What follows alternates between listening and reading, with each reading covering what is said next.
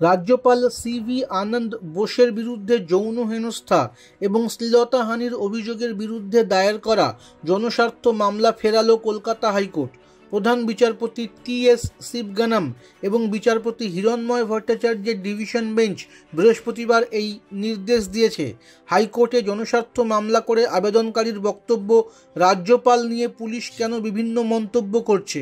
সংবিধান অনুযায়ী রাজ্যপালের নিজস্ব রক্ষাকবচ রয়েছে, তারপরেও বিনা প্রমাণে তার সম্মানহানি করা হচ্ছে।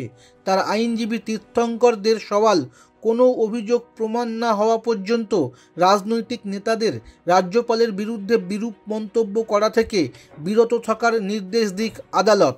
প্রধান বিচারপতি শিবগানাম বৃহস্পতিবার জানান, এই নিয়ে জনস্বার্থ মামলা হয় না। আদালত এখন কোনোভাবেই বিষয়টি নিয়ে হস্তক্ষেপ করবে না।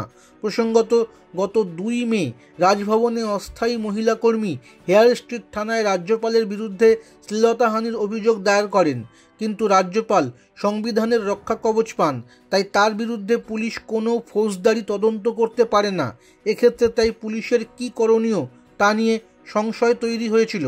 রাজ্যপাল বোস আগেই অভিযোগ অস্বীকার করে জানিয়েছেন, ভোটের বাজারে রাজনৈতিক ফায়দা তোলার জন্য তার বিরুদ্ধে এই অভিযোগ আনা হচ্ছে।